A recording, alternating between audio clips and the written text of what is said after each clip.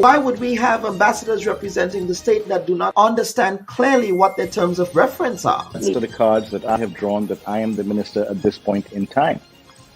And for members of the public... But you're also a servant of the people. The unions are not threatening to withdraw their labor, and neither are they threatening to shut the country down, as you did. I think your summarization of my position is highly inaccurate, and may I dare say a bit inflammatory. The strategy did not work the last time for you. So what would make this? Well, you're assuming that we're doing the same strategy.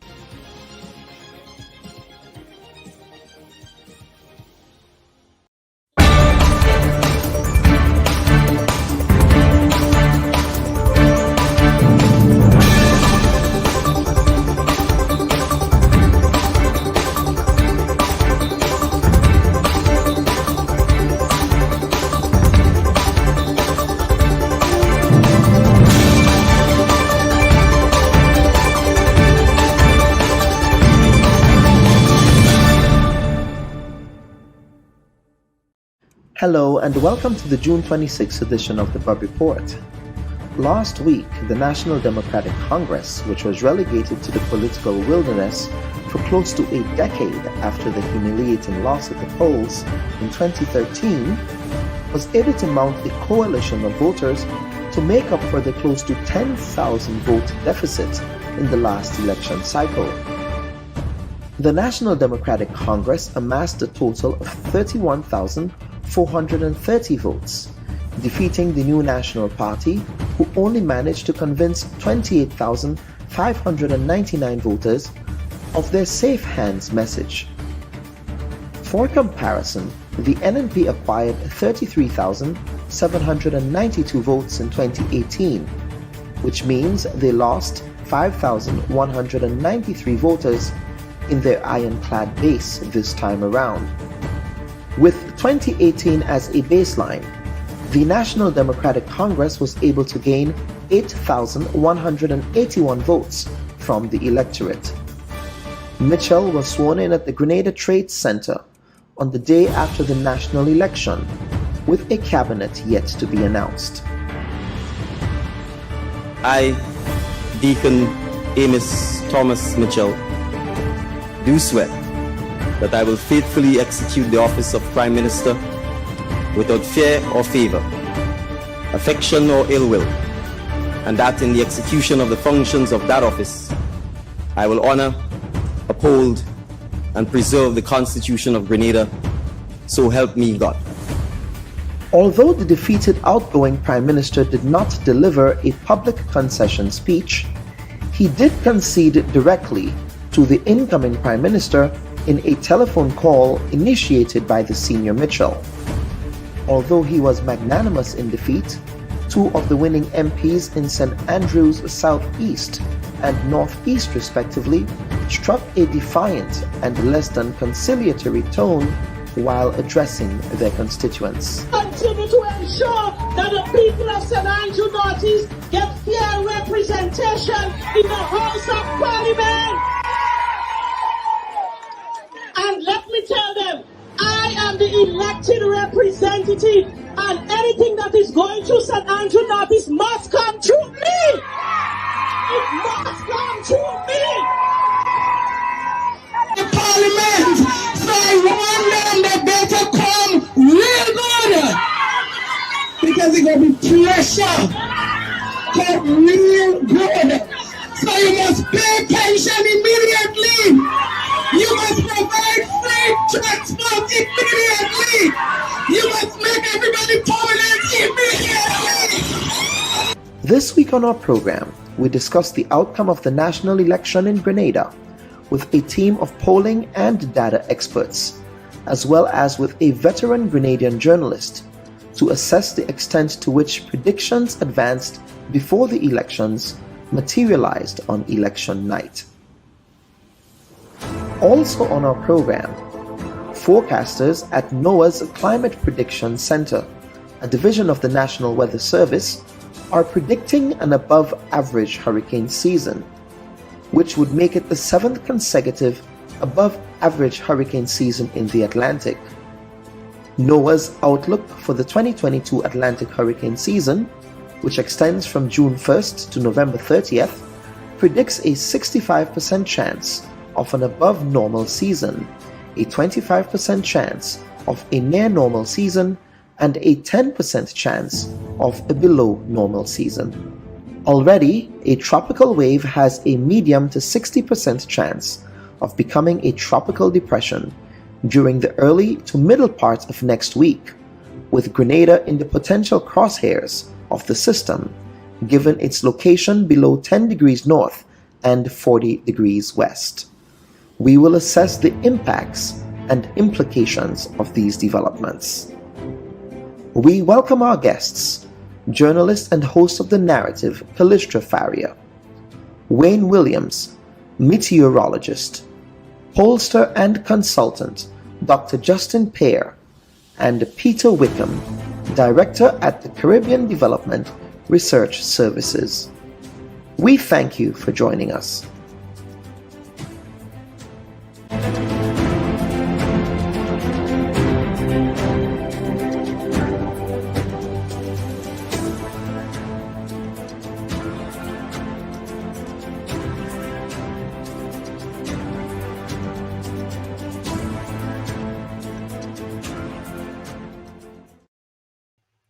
A pleasant good morning to our viewers and listeners, and we welcome you to this Sunday edition of the Bubb Report. Now, the Grenadian election is over, and the people have spoken. And while the results will not please everyone, this is more or less what the voting public has decided. As a result, the National Democratic Congress won most seats in a stunning upset against a hubristic incumbent who missed the signs that they were about to lose the election. The NNP will be the official opposition, and we have to root for the official opposition to succeed. At a time when the party is most certainly facing a critical crossroads of leadership. In the end, however, all voters were given the opportunity to be part of this decision-making process and to determine the direction of the country. They chose the corporate lawyer and his team to ensure that they can determine the direction of the country. Now, in this election, according to the Parliamentary Elections Office, 60,630 Grenadians cast ballots. What that means is that in the wake of this election upset, not all the citizens would like what they see, but the electoral process must be respected. The election was decided by those voters who exercised their right to vote, and the wishes of the people must be respected. Griping over the results or calling for separation accomplishes nothing positive. The only effect it has is to divide the national community, and a house or country divided against itself cannot stand. We here at the Bubb Report wishes to congratulate Mr. Deacon Mitchell and his team at the National Democratic Congress for winning this election. And on a more personal note, I wish to announce the passing of my father, the late Trevor Williams, originally from Grenville Street in the town of St. George, but who resided at Marast Hill in Tempe. My late father was best known for plying the crabback trade in Grenada, and all his customers loved his exceptional culinary skills. He was a man of the working class and will be missed daily by those he encountered and by those he have come to know throughout his life, including those of his church family at the Roman Catholic Church in the Tempe community. He is survived by his wife Maudlin, sisters Marilyn and Maria, and brothers Patrick and Michael. May he rest in peace, and may his memory be a blessing. And at this time, I wish to welcome our first guest for the Bubb Report this week, and he is what I would like to call our resident meteorologist, Mr. Wayne Williams. Mr. Williams, welcome to the Bubb Report. Morning to you, Kellen. Morning to all your viewers. How are you doing? Absolutely. And you know, we were in this election cycle, and I'm sure all of us probably forgot that the Atlantic hurricane season has gotten underway. And it would appear that it had gotten underway with a bang, if you will. So, Mr. Williams, we are seeing what some forecasters are suggesting is a very active June in the Atlantic, with respect to the development of weather systems. Have there ever been major storms or hurricanes, usually in this month of June, this early Well, Kalon, before I delve into that, just allow me to extend my condolences on the passing of your father. Yes, May he rest in peace. I enjoyed his culinary skills with the crab back from time to time. yes, May he rest in peace. Right.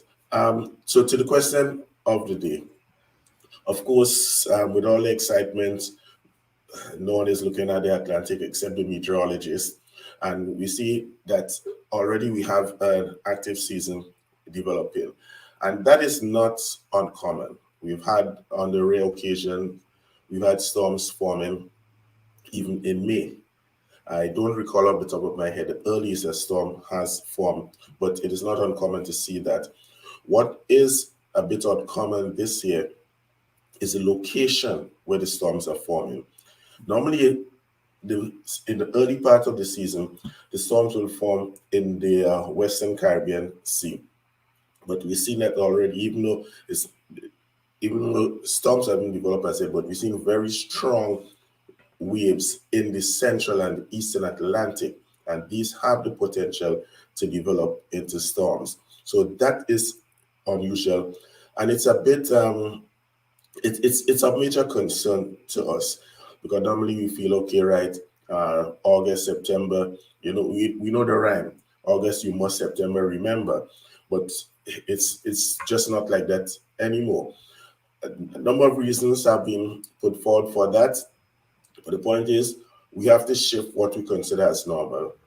We consider a normal hurricane season as based on records and statistics as possibility that, 14, the yardstick that is used is that 14 storms are expected to develop, 7 are expected to become hurricanes, and 3 into major hurricanes.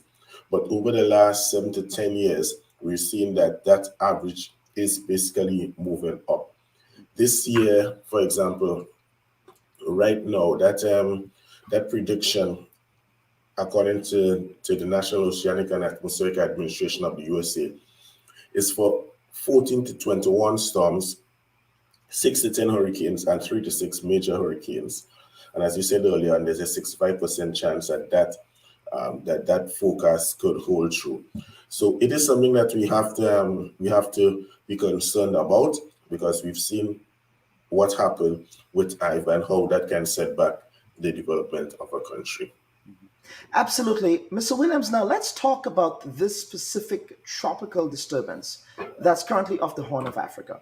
Having looked at the system, do you believe that the system would maintain its current trajectory? Of course, you just said based on the location of where the storms are forming. Normally, traditionally, what happens is based on that convection, it does make that sharp, I suppose, that northwesterly turn. Yes, Yeah. but this system seems to be dead centered on making sort of a direct westerly trajectory.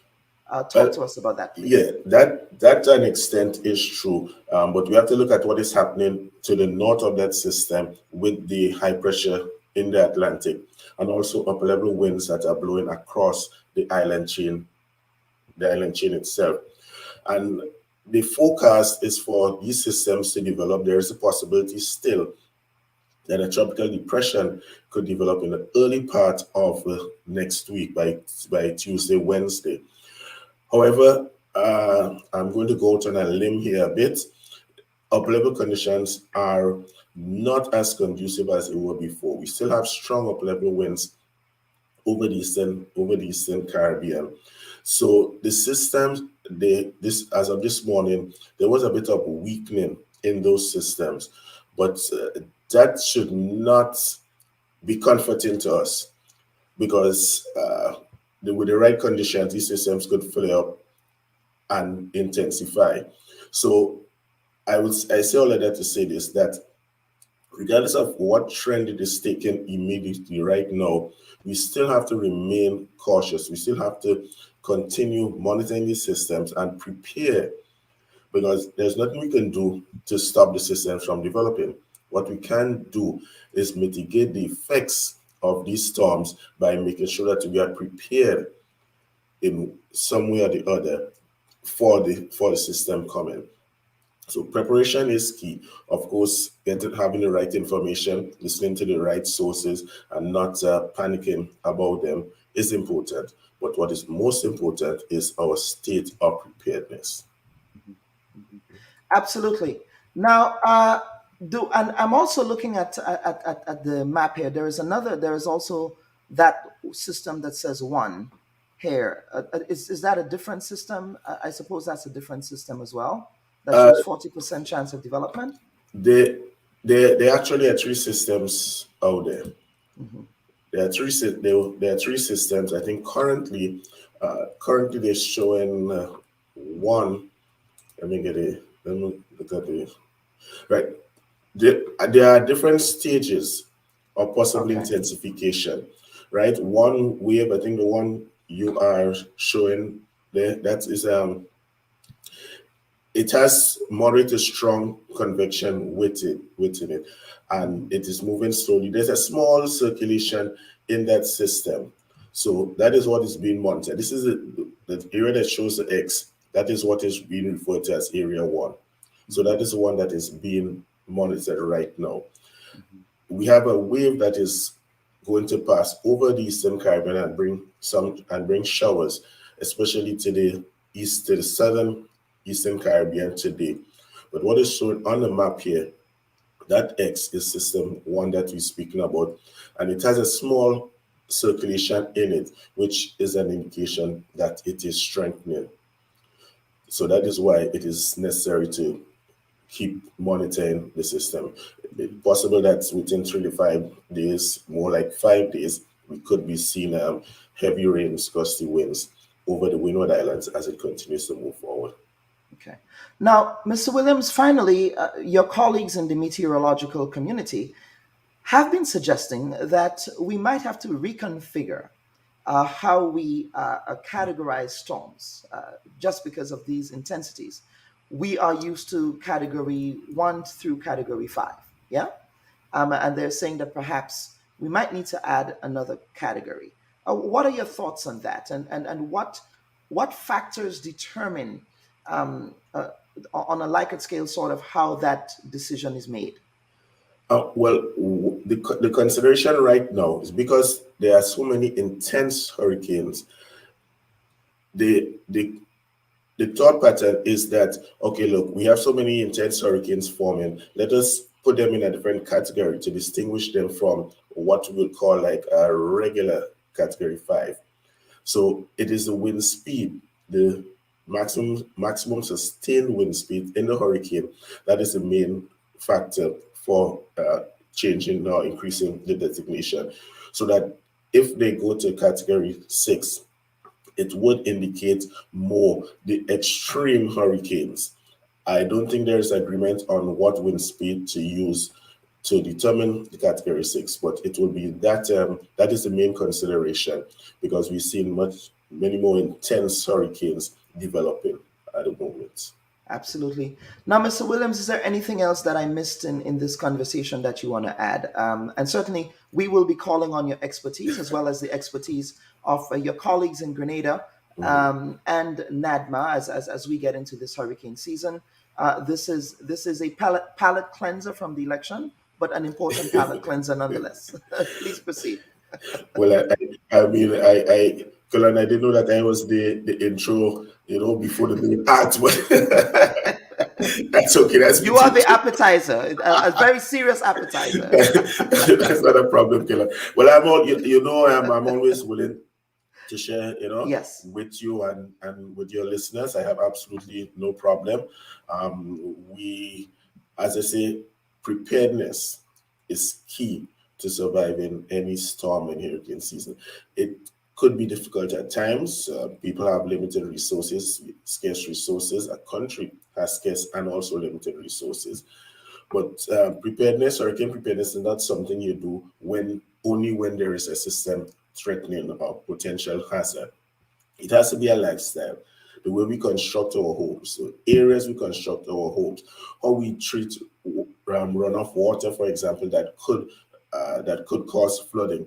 how we treat our environment, our rivers. Instead of dumping, I mean, we have a habit of dumping everything in the river. That's not a solution. And that actually adds to the problem, especially when construction is done. You find people dump bamboo and so in the river, and these create dams as the water come down, which cause flooding. If we treat it on an individual scale, our home, our immediate environment, it makes it much easier instead of having to depend on an external entity to help us to prepare. So that is the best way to go about preparing for hurricane season. Every year there's a hurricane season. There's no guessing whether we would have one. Half of the year before you turn twice, the hurricane season starts again. So that is how we need to treat it on an individual basis, and when we're constructing our homes and so on. So basically, that is what needs to be done and what we can do. Mr. Williams, thank you so very much for agreeing on such short notice. I know that you are away, so we thank you. And I trust that I did not take up too much of your Sunday. No, Kellan. This is part and parcel of the job. It's always a pleasure to speak with you. Have a good day. Absolutely. That was Mr. Wayne Williams, a Grenadian meteorologist who has provided yeoman's meteorological service to the national community. And we thank him for giving us a sense of what the 2022 Atlantic hurricane season would look like, especially what it would mean for Grenada and its dependencies. Now, the next segment of the Bubb Report comes to you compliments S.A. Johnson Funeral Home, a Caribbean-owned funeral service. They offer a full range of funeral services at affordable prices in New York City. They can be reached at 347-777-9797. S.A. Johnson Funeral Home, because you deserve to be treated with dignity. And folks, stand by as we get to the second segment of the Bubb Report. Nothing can go on forever. But we have one more run and one more campaign. And it is in the beginning, as the Bible says, and so shall it be in the end.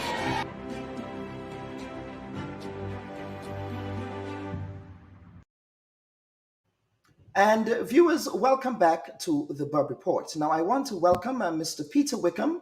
He's one of our resident commentators, resident political scientists, and as well as Dr. Justin Pear. I believe Dr. Justin Pear is a Grenadian. I never knew you were Grenadian, sir, until recently. Well, we have a Grenadian here that we can also rely on when it comes to matters of polling. So, gentlemen, welcome to the Bubb Report, and we have a very packed program to get to, so we really want to get on with it.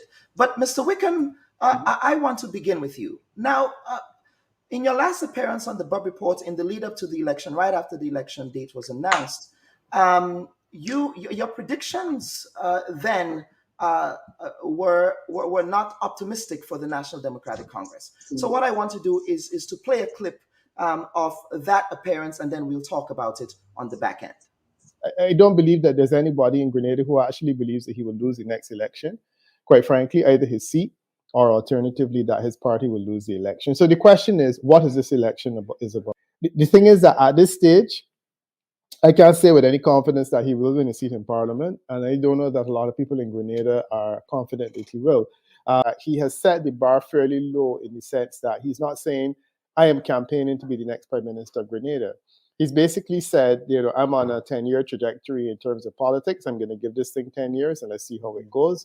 I'm going to try and provide an alternative. So in a sense, he's saying, just give me a seat this time or a couple of seats and let's see what we can do once we get into Parliament. And that is an interesting strategy. One may argue that it's defeatist, but it's a very interesting strategy. What would be interesting also is if he does succeed in gaining a seat in Parliament, and then Dr. Mitchell goes and then he takes on another leader, and how those two will match up, because that would be interesting.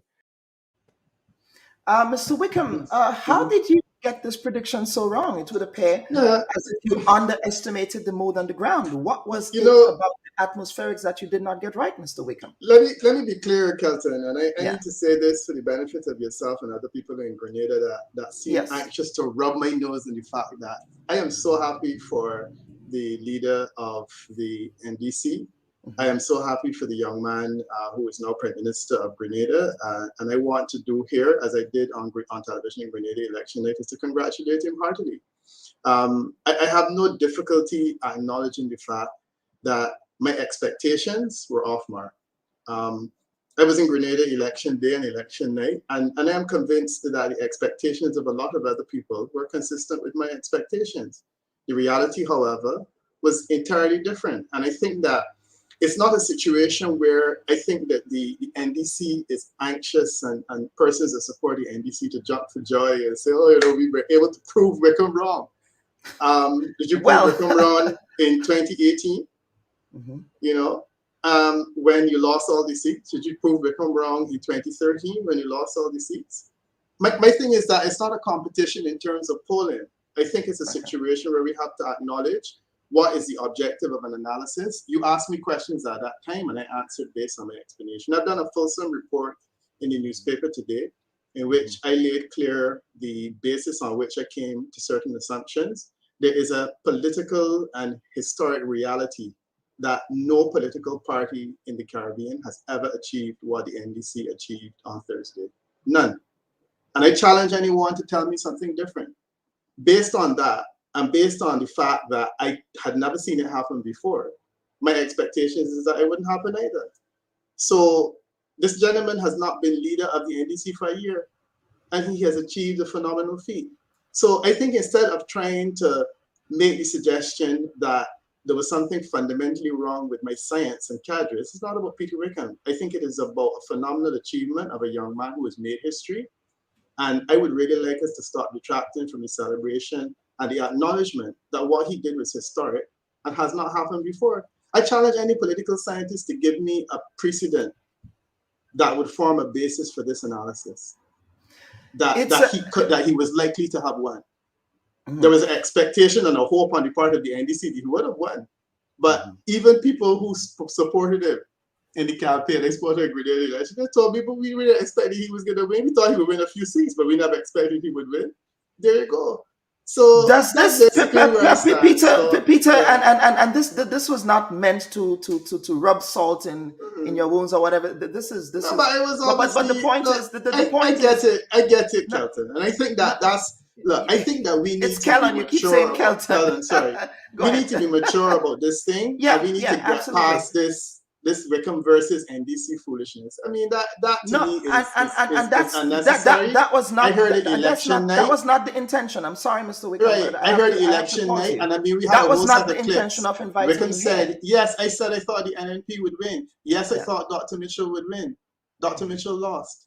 The NDC won. And they won because they were able to reverse a trend. They were able to create regional history. And I am happy to celebrate that with a young Prime Minister. I think he's now the youngest in the Caribbean, quite frankly, that has been able to be part of that. Grenada had a revolution before, so it's not the first time. And I'm happy that I am essentially an eyewitness to history on the second occasion. And I think that that's great. Does this remind you in any way, Mr. Wickham, of the Trump election victory? I'm not comparing Deacon Mitchell to Mr. Trump. So please, viewers and listeners, don't say I'm comparing Deacon Mitchell to Trump. I would never do that. But in terms of just how the outcome of this election, because in 2016, I said exactly in 2016, folks were saying, convinced that Hillary Clinton was going to win. So please. And myself included, because in the 2016 election, people said, oh, I got egg all over my face because I was up and down the region saying, I expect Hillary Clinton to win. I support Hillary Clinton. I expected her to win, and she lost. And I think that is an extremely accurate analysis of the fact. Like President Trump, this gentleman, Deacon Mitchell, came to politics very late in life. Like President Trump, he had no history of political involvement and so on. And like President Trump, he created electoral history. I mean, I can't say that I was thrilled about celebrating with President Trump because President Trump's agenda was something I was never really sure about. I am entirely more comfortable with the agenda of Prime Minister Mitchell on this occasion.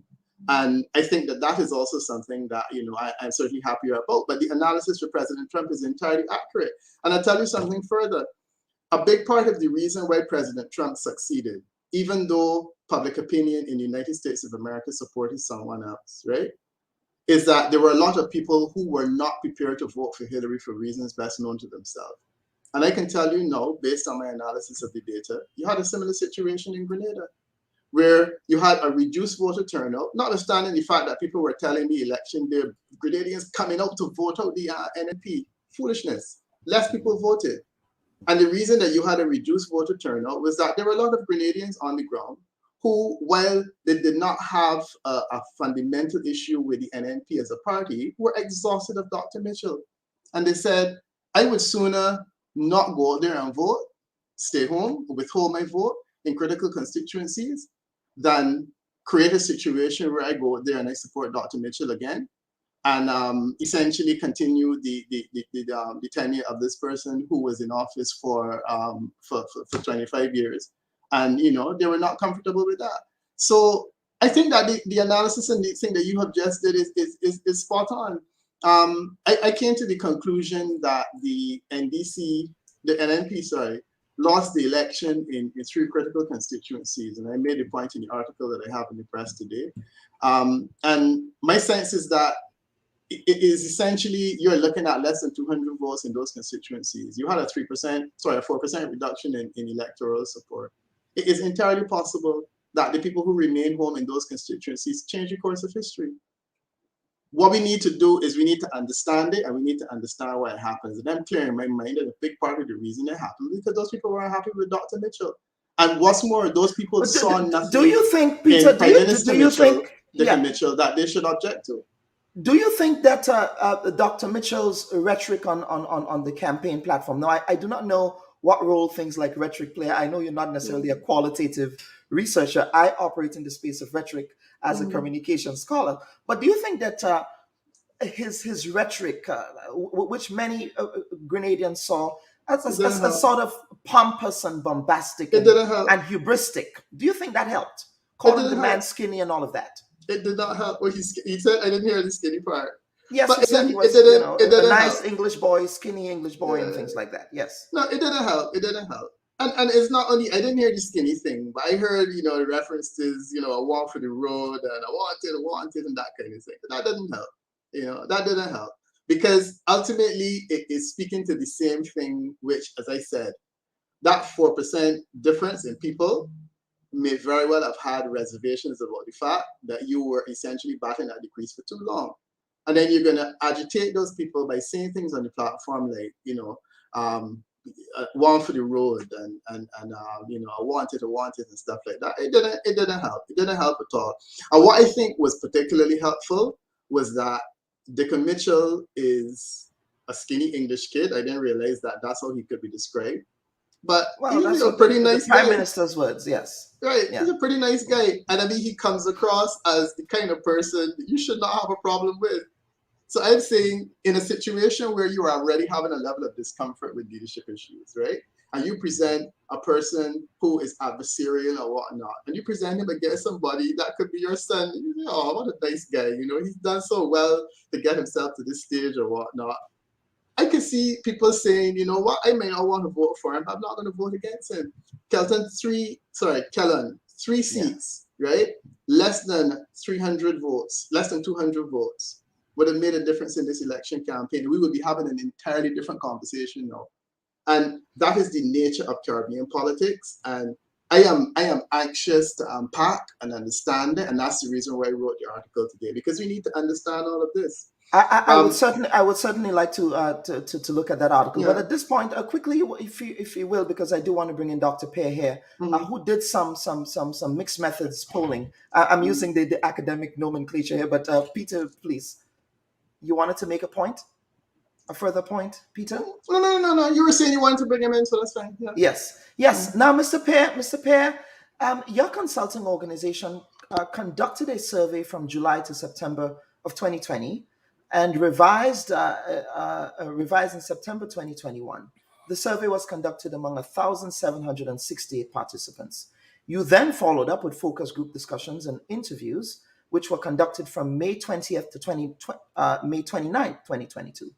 In your report of May of this year, you said, quote, "This election is expected to be the largest voter turnout in Grenada's history. That was not necessarily accurate there, but you also said, quote, it is expected that over 88% of voters would participate in this election.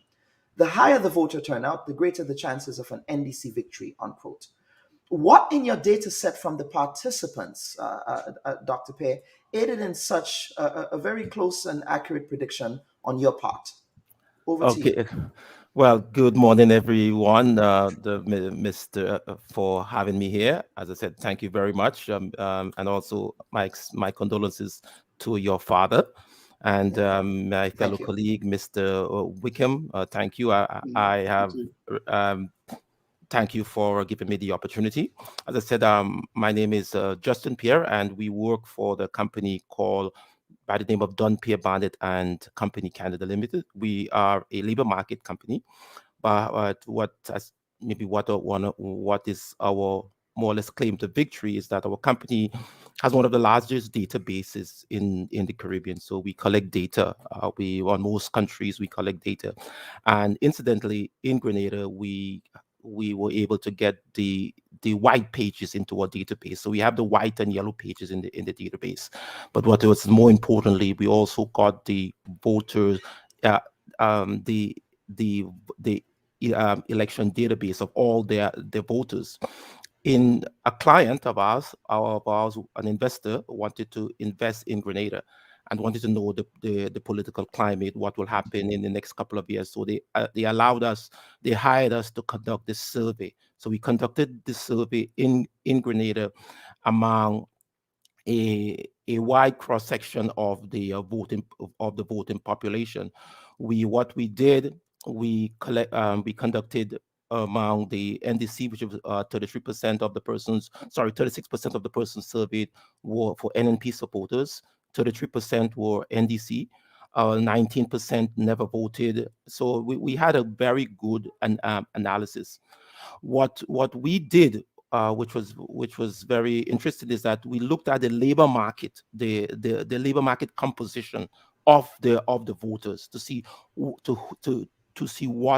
votes where, what percentage or what hierarchy within the organization or in each political party, where the voters come from. So we were able to get that. So we were predicting that obviously a higher turnout would have made the election very easily election win for the NDC. So we, from based on our calculation, what made our decision even more definite was that we included a lot of what is called artificial intelligence in making projections. So we helped AI with the use of artificial intelligence to help us properly predict, even though we knew that the NDC was going to win. In fact, we had predicted most of we predicted 9 and 10, and eventually won. But when we went on the ground in 2020, so we had 19 focus groups. So we went on the ground. We found out that things were not what we were hearing on the internet and on the social media was sort of different to what is on the ground. So we knew that, for example, a lot of women supported Dr. Keith Mitchell. The high percentage of women supported him, but also what we found out, women of certain education levels, certain income level, also supported him. So we found out that there are the specific age band that also supported Dr. Mitchell. So when we conducted these surveys, what we found out was that people, you always constantly hear the statement that especially the older voters who supported Dr. Mitchell, and the women voters, they wanted to give the quote unquote, they wanted to give the young man a chance. We continue here that all of us give the young man a chance, and I think that when we in our analysis, we basically felt that the NNP would have been, the NDC would have been victorious, and they did. So I'll stop from here. I'll stop here now. Absolutely. Now, a follow-up question, Mr. Pei. That focus group that you did, what was the distribution by way of constituencies? What specific constituencies did you target? And also with the surveys, what specific constituencies did that survey? Were those surveys conducted in, or was it a random selection process? What did that look like? Right. So from the Election Boundaries Commission, well, we had an idea of who was NNP, who supported NNP, who supported NDC. So we did, when we went, for example, when we went down to Grenada, we polled people from every parish with the exception of Carriacou.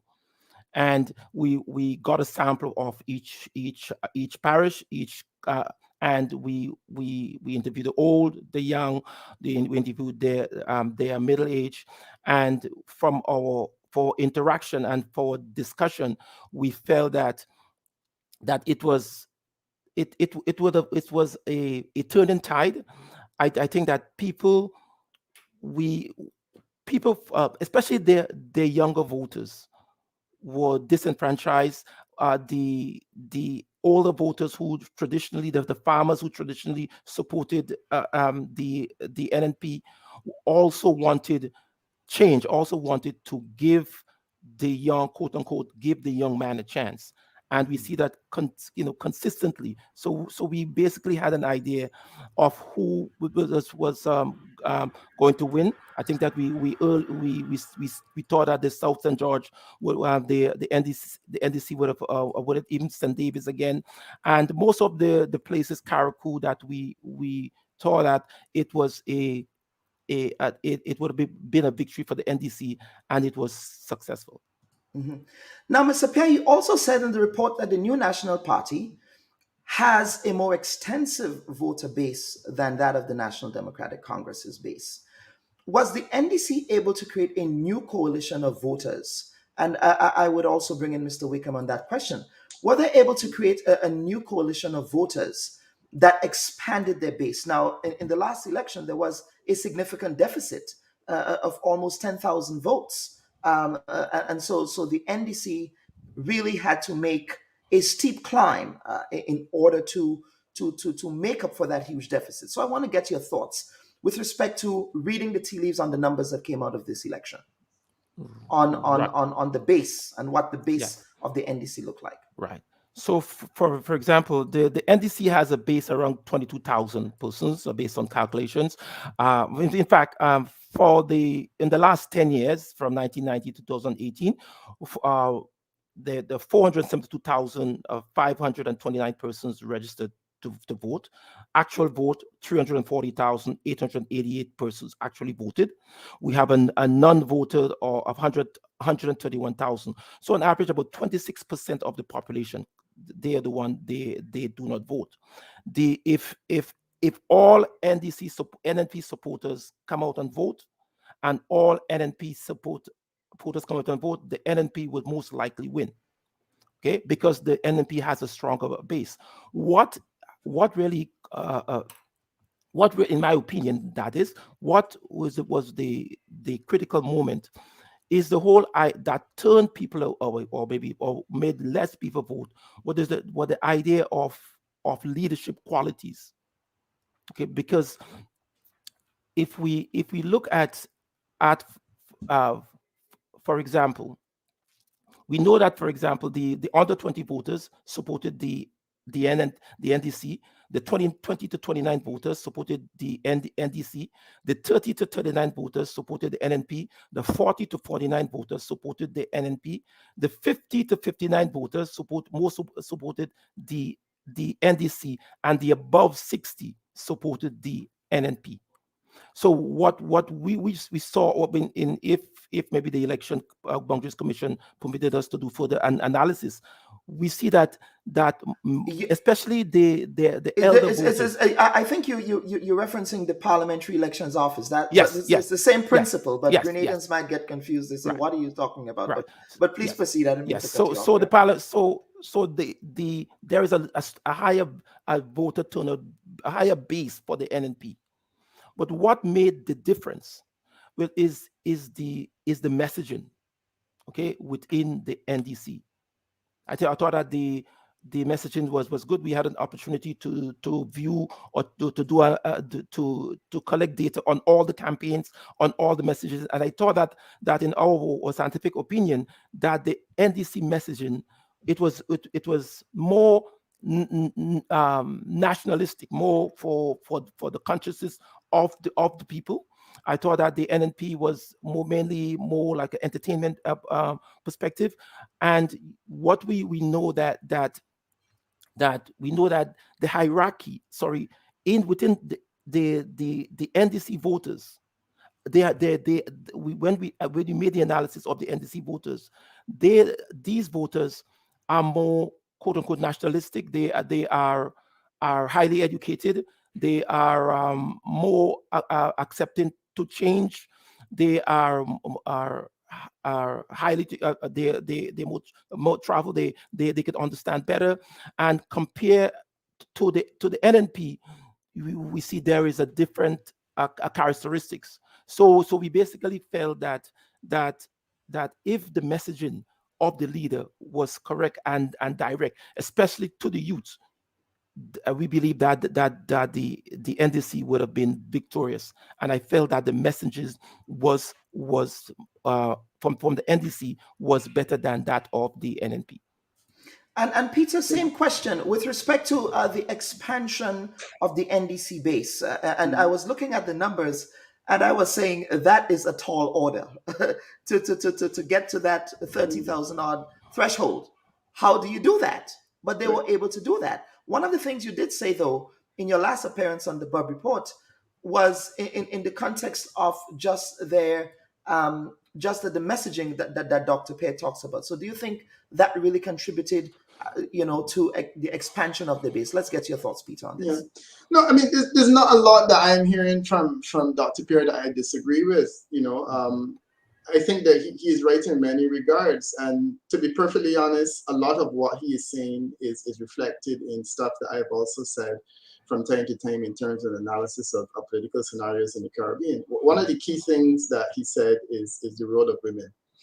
I've done a comprehensive analysis of the response of women, certainly in polling, because that's the only way you can see it. You can't see it in the actual election report, in terms of change. And I can tell you that the female voter is a more active voter. The female voter is infinitely more likely to vote. And anytime you see change in Caribbean islands, and I've done change elections in a set of them, and whenever you look at the attitude of women, it is usually the women that drive the change. So I think that what you need to do, certainly in terms of analysis, is see what the women were thinking before, what impacted on women, and what the women were thinking after. And that's one point. The second point is that it would be incorrect to say, and I think Dr. Pear has agreed, that the NDC grew its base. It did not. The reality is that the NNP base is still larger than the NDC base, and it supports my argument that it wasn't a situation where NDC supporter or the NDC was able to convert support, but the NNP supporters withheld their support in critical areas that essentially precipitated a victory. And I think that probably will be the only source of disagreement that between myself and Dr. Pear, because clearly it was a situation where you have a larger voter base, but that voter base was not motivated to come out and support you. What I do agree with him is the messaging was clearly a factor in their decision not to come out and vote, because the messaging of the NNP was a message that was kind of grating on the nerves of people who were less enthusiastic to vote in the first place.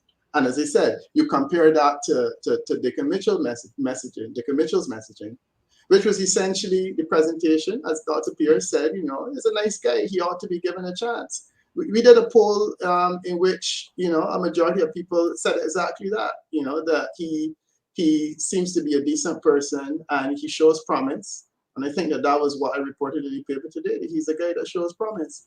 So why not? And I think their style in terms of approaching this campaign, avoiding the gutter and avoiding the mess and dealing with broad developmental politics, which an intelligent young man like Prime Minister Mitchell is infinitely better able to speak to in terms of this broad developmental view, and essentially leave the NNP to do the cussing and that kind of thing and talk about skinny English boy and whatnot. I think it was a brilliant strategy. No question in my mind. Now, Peter, you said that the NNP base is larger, but you're saying, and your theory of the case is that these NNP voters who stayed home, or some of these NNP voters who also voted for the National Democratic Congress, how convinced are you that these voters would not now become deeply entrenched into the NDC base? It's entirely possible. It's entirely possible. We had a sea change in Barbados around 1990, where persons left the Democratic Labour Party. The Democratic Labour Party was like an NDC. It was an old party. It was strong. The problem is that, like the NDC, it became fossilized. Around the leadership of Arabara dies, and the party is without direction. Those people voted to a gentleman called Richie Haynes in '91 because he set up something called the NDP. Right? Those individuals never came back because they found the Messiah, and after that they liked, and they said, well, I think that we like it here and we will stay here. Voters currently are not as particularly inclined to vote historically as they were before. And what Dr. Pierre is saying in his analysis, I mean, I understood all of this a long time ago. You have a cadre of Grenadians now, are young, university trained, think for themselves. You cannot tell a person that has been to university, you should vote the way you have always voted just because that's the way you should. These are the thinkers, and it makes perfect sense. You appeal to these people, and you appeal to them with logic, and you will win every time. Now, some of these people withheld their support, and I think that that's the first step. Dickon Mitchell has a golden opportunity now to change the narrative completely in Grenada, where if he speaks to a performance that these people are happy with, he gets on with the job of restructuring the economy and whatnot, and he moves away from a lot of the nonsense that the NDC was associated with in the past. I think that he can make a brilliant change in terms of the direction in Grenada, because those people are essentially voters available. And they may very well say to him, you know what, I gave a chance this time. This time, he may very well see the kind of landslide that Dr. Mitchell saw in the past. And I think that Grenadians are right to it. If they continue to be guided by science, if they continue to do their investigations, and they continue to monitor what people want to hear, and they continue to speak the kind of language that they're speaking.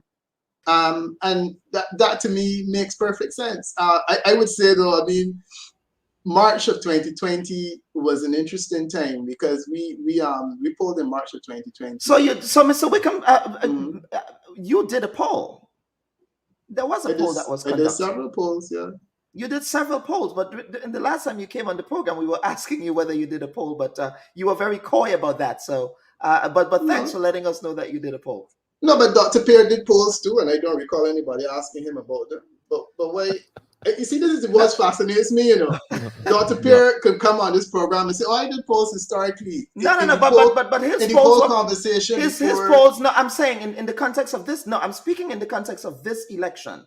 And the question I'm trying to get at, Peter, please, if I may, if there was a poll commissioned by the New National Party, I think that's the question I'm trying to ask for this election. Were they seeing that? Dr. Pierre, who commissioned your poll? Well, a client that wanted to invest in Grenada. So a client wanted to invest in Grenada. The client hired us to conduct the poll. We did, but we looked at the poll from a different perspective. We look at the poll based on ICE codes, based on the labor market, the composition of the voting population, and for example, what we found out. So we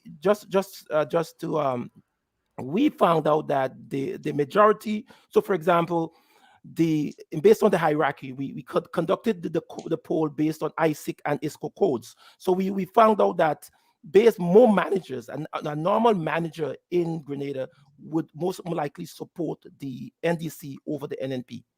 Most professionals in Grenada would support the NDC over the NNP, trade persons also.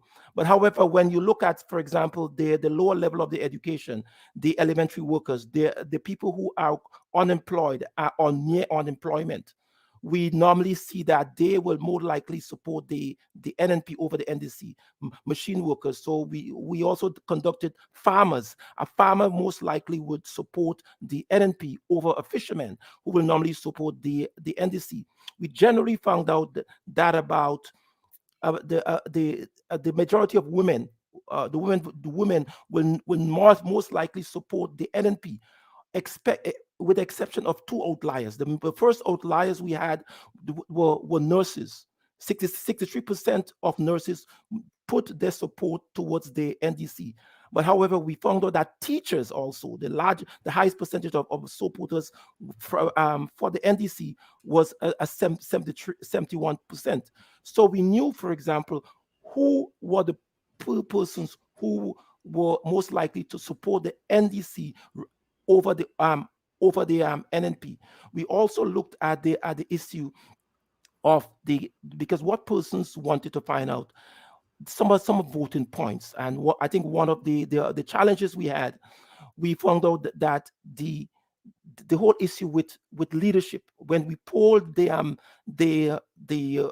population, we found that over 56% of the electorate did not believe the whole issue with the pension. In fact, you could not win the election unless you made a statement, a positive statement with regard to the election. However, the majority of the population, 57% of the NDC supporters, said that they did not believe that Dr. Keith Mitchell, if elected, would have fulfilled his promise of paying the pension. But what is also important, we also found out that 32% of the NNP voters also believe that. So the whole issue of credibility, trust, okay, has paid a lot of issues or challenges for Dr. Mitchell. So what we compared Dr. Mitchell and Dr. Mitchell and Mr. Deacon Mitchell in terms of education, intelligence, ability to speak well, very eloquent, the whole issue of independence, accessibility, people friendly, trust. And for example, what we found, and which is very important to the viewers, even though persons voted, so we asked 1,768 persons on a scale of well, how much do you trust Dr. Keith Mitchell compared to Dr. Deacon Mitchell? And we found that from the 1,768 persons polled, 587 said that they trusted Dr. Keith Mitchell. However, 1,181 stated that they trusted Prime Minister Deacon Mitchell. So the issue of trust. So trust played a very important part. The whole issue of this Maurice Bishop factor. You know, people want to see a Maurice Bishop. They want to put somebody who is eloquent, who is brave, and they saw that characteristics. Even though they're NNP, they still saw the characteristic, the ability to be eloquent.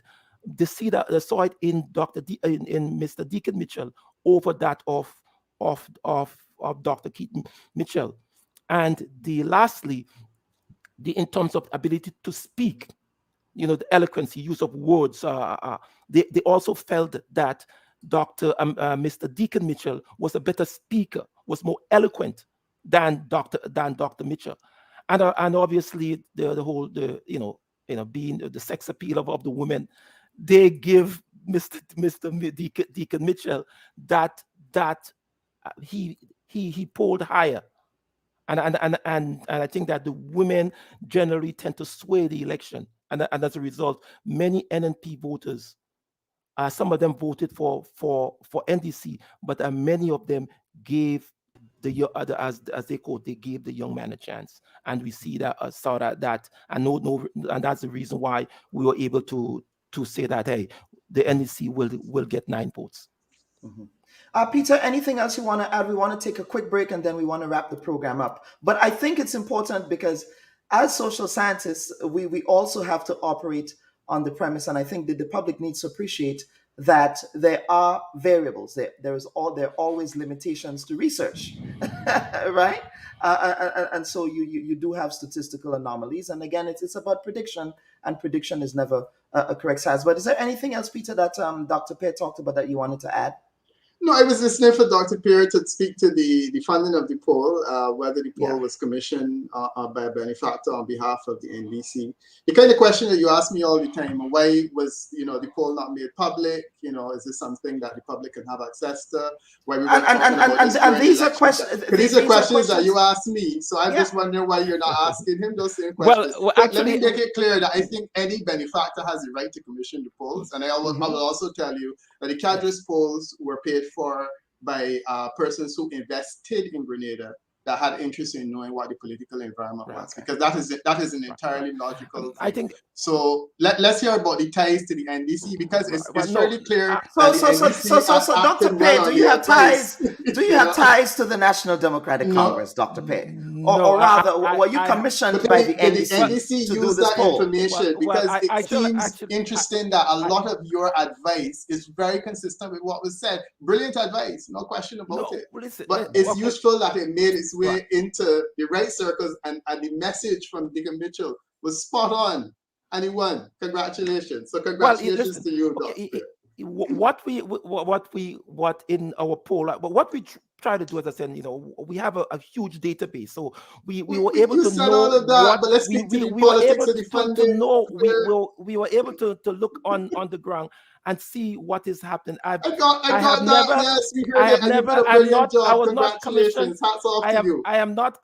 not commissioned by the NDC, or I was not commissioned by. Is this coincidental? But no, it's not coincidental. But what has happened is that coincidence. I gave the summary of my finding to both the NDC and the NNP. I see. Okay. I gave because, as I said, there's no charge. We gave the summary to both whoever who wanted to take it. Okay. That's there. We however. I'll ask the General Secretary of the NNP because he was commenting on scientific information that he received. That's Mr. Bowler, yes? Bowler? Mr. Bowler was commenting on scientific information that he received that was inconsistent with what he was saying. I'll ask him because I know it wasn't mine he was talking about for sure. Okay. So all right, gentlemen. I would play the role of I am the moderator of the program. But what we want to do is to take a quick break. And Peter, I know that there is an election happening in St. Kitts, and of course, that is something I'm sure you're keeping your eye on. It's interesting how that election there would turn out. But what we want to do, folks, is to take a quick break and come back, and we would end the program today. Mr. Peter Wickham and Dr. Justin Pear. Thank you all again. Just stand by. Why would we have ambassadors representing the state that do not understand clearly what their terms of reference are? To the cards that I have drawn that I am the minister at this point in time. And for members of the public. But you're also a servant of the people. The unions are not threatening to withdraw their labor, and neither are they threatening to shut the country down, as you did. I think your summarization of my position is highly inaccurate, and may I dare say a bit inflammatory. The strategy did not work the last time for you. So what would make this? Well, you're assuming that we're doing the same strategy.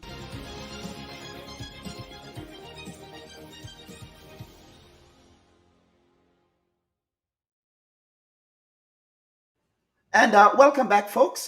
We have Mr. Peter Wickham and Dr. Justin Pei. And so what we want to do as we come to the end of this week's program, this is an abbreviated program as I am traveling. But Dr. Pei, we want to give you the opportunity for some closing comments. Mr. Peter Wickham did log off. I don't know if he was having some connection issues, but certainly we want to give you an opportunity for some closing comments. Good. Once again, Mr. Bob, Dr. Bob, I want to thank you very much for giving me the opportunity. As I said, that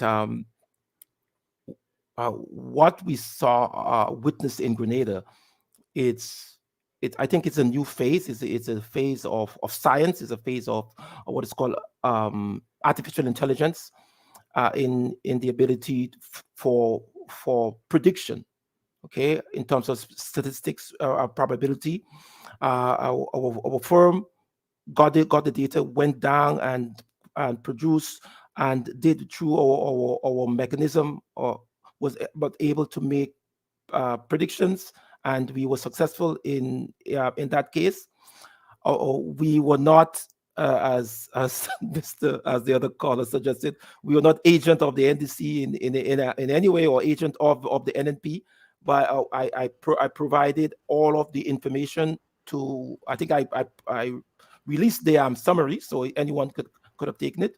But I just want to show that on that question of the summary, where can viewers and listeners get access to that summary?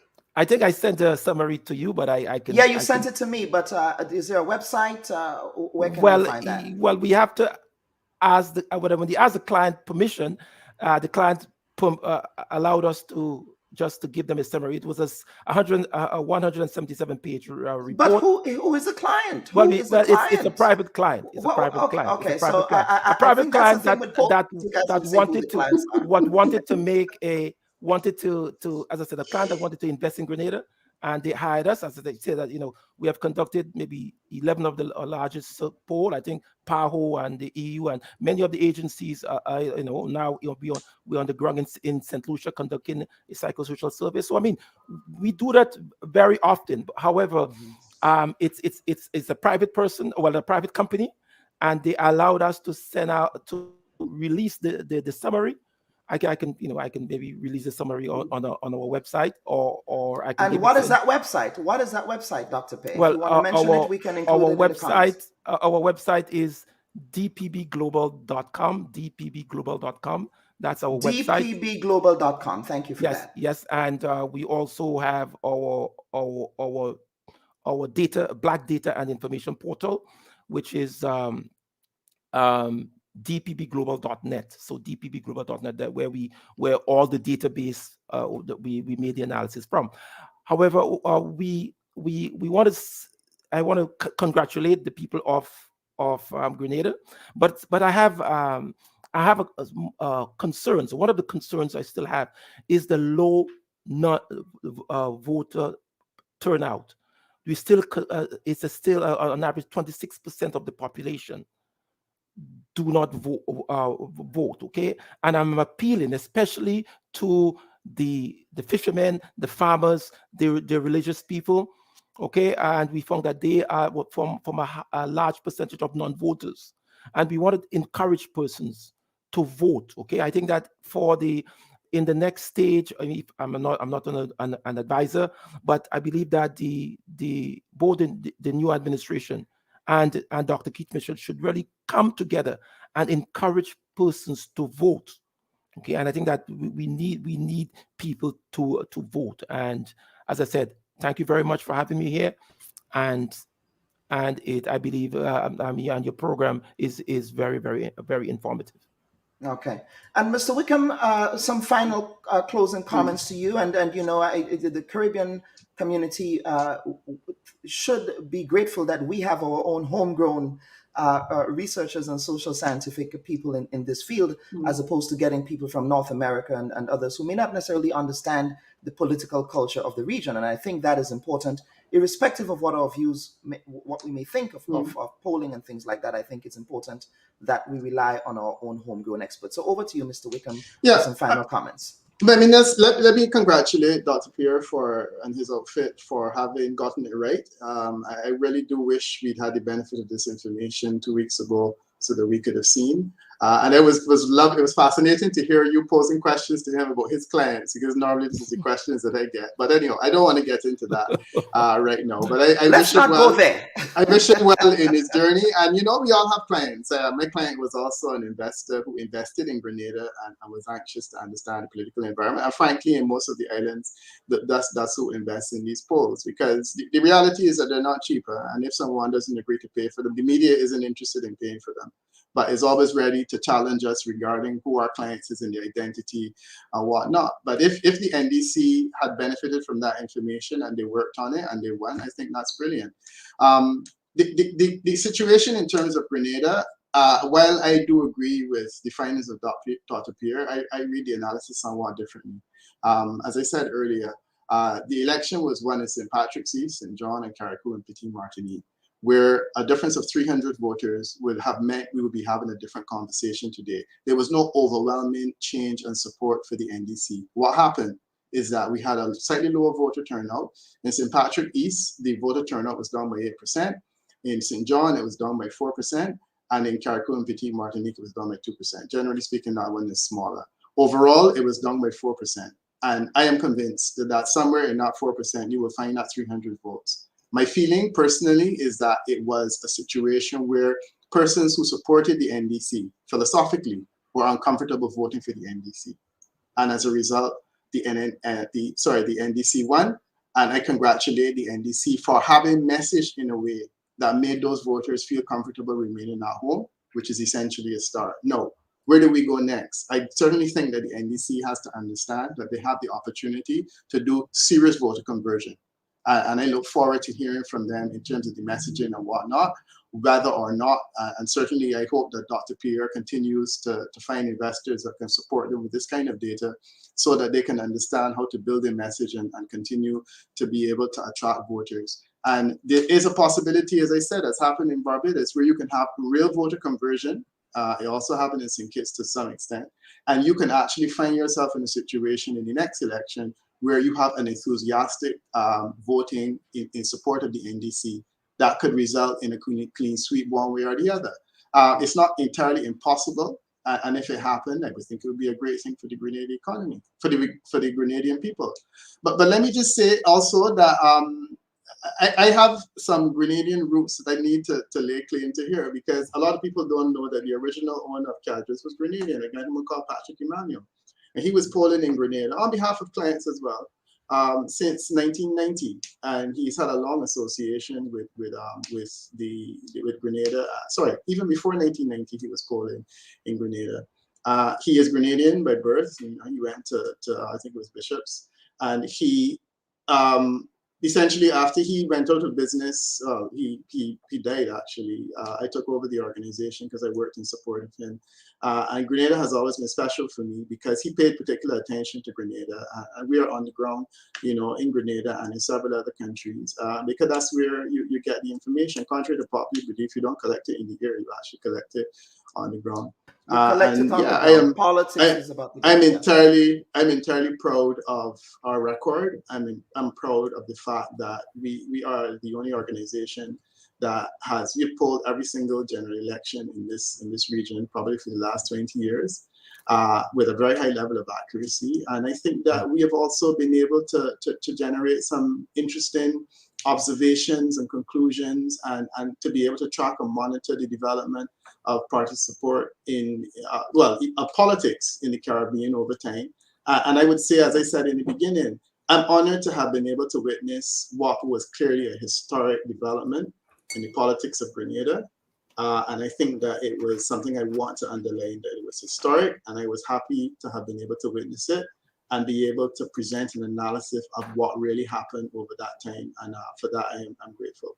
Yeah. And Mr. Wickham and Dr. Pear, we are grateful to you. We are out of time, unfortunately. Quickly, Dr. Pear, we're almost out of time. I just want to say one last thing. I want to according to Mr. Wickham, as I said, I'm just neutral. However, I want to thank both of us. I want to thank the rural voters, okay, who came out and voted both for the NDC, 20,000, the vote 20,168 of them voted for the NDC, and 18,691 voted for the NNP. So I think that the rural voters are still one of the most dominant force in this election, and I just want to say that it's a really opportunity for everyone to unite, and I believe that I'm very happy. I'm a Grenadian, and I just want to say thank you for having me here. Absolutely. Mr. Peter Wickham and Dr. Justin Pear, we thank you both for appearing on the program. Of course, as a programming note, we were supposed to be joined by journalist Callistra Faria, but journalistic obligations on the ground covering the transition of the NDC administration has prevented Ms. Faria from appearing on the program this morning. So we thank Mr. Wickham and Mr. Pear again. Viewers and listeners, we also thank you for your spirited participation on the program. Our commitment here on the Bubb Report is that we will continue to ensure that we provide quality programming at a standard that you've become used to. On behalf of hardworking producers, I am your host, Dr. Kellen Bubb. Have a safe and productive week, everyone. Bye-bye.